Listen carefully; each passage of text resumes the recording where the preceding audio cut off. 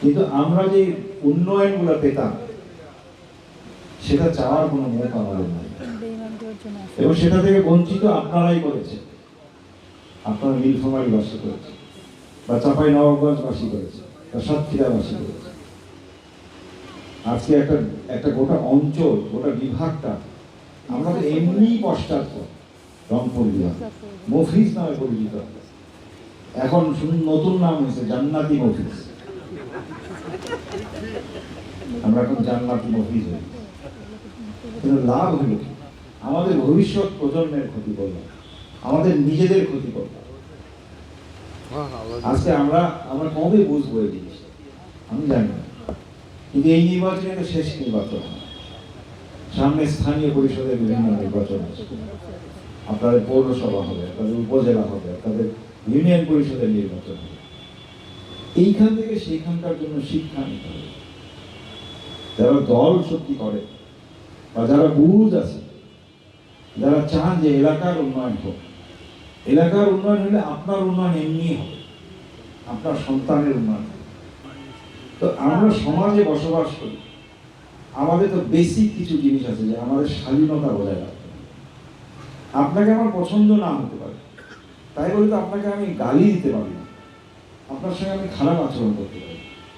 এটা তো আখলাক। আমাদের তো মুসলমান বেশিরভাগ আমাদের দেশের মানুষ, আমাদের আখলাকই যদি ঠিক না থাকে আমাদের থাকলো কি? একটা মানুষের পরিচয় জীবিত অবস্থায় এবং মৃত অবস্থায় হচ্ছে তার আখলাক। তার আখলাক মানে তার সমষ্টিগত, তার চারিত্রিক বৈশিষ্ট্য। এই বৈশিষ্ট্য যদি আমাদের লিডারশিপে না থাকে তাহলে এই দেশের অবস্থা ওই জন্য ওরকম আছে। গত আওয়ামী লীগ সরকারের সময় এই জন্য আমাদের দেশের এই হাল হয়েছে। দেশে আওয়ামী লীগ যা বলতো সেটাই ছিল আইন, কিন্তু তারেক রহমান সাহেব সেটা প্রমাণ করার চেষ্টা করছেন যে দেশের জনগণ বলবে যেটা, দেশের জনগণ যেটা চাবে সেটা হবে আইন।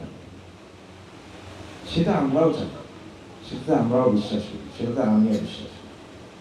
কিন্তু বগুড়ার লোক যেভাবে বুঝে, দিনাজপুরের লোক যেভাবে বুঝে, আমরা বৃহত্তর রংপুরের লোক অবুঝ আমরা এখনো আছি। দেখি ভবিষ্যতে পরিবর্তন হয় কিনা, সেই আশায় থাকবে যে আগামী নির্বাচনগুলো আমরা পৌরসভা, উপজেলা, ইউনিয়ন পরিষদ এগুলো নির্বাচনে যদি আমাদের দলের লোককে আনতে পারি, আমাদের দলের সরকারের দলীয় মনোভাবাপন্ন লোককে আনতে পারি, তাহলে সেখানে কাজ আদায় করা যায়। যে কোনো মন্ত্রীর কাছে আমি বলতে পারি বা প্রধানমন্ত্রীর কাছেও আমি বলতে পারি যে আমাদের এই লোকটা বিএনপি, আমাদের এটা দিতে হবে। তো সেই অধিকারটা আপনারাই প্রতিষ্ঠা করতে হবে। আমরা আসার সময় আজকে সৈয়দপুর বিজ্ঞান কলেজে শিক্ষকরা আমাকে রাস্তায় থামাবে, তো ওনাদেরকে দেখে ওনাদের সঙ্গে কথা বলে ভালো লাগে।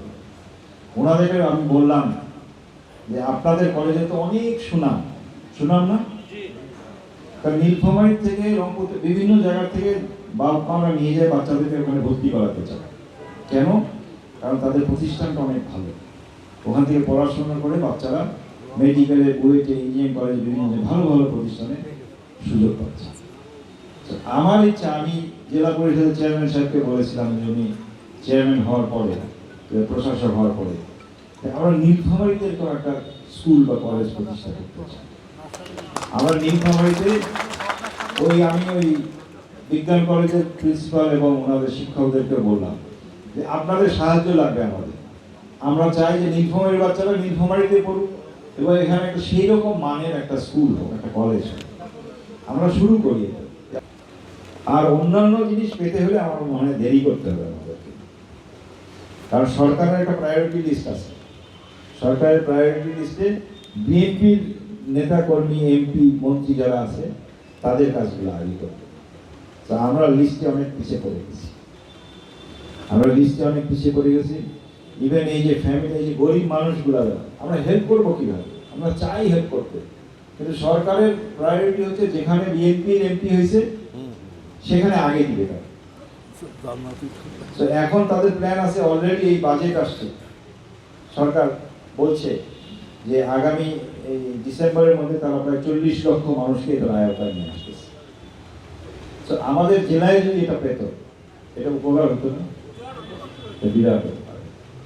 যার নাই সে বুঝে, আপনাদের হয়তো লাগে না সেটা, আপনাদের মাসে 2,500 টাকা না পাইলে কি, এই জন্য হয়তো আপনারা যা করছেন অনেকে সেটাই করছে।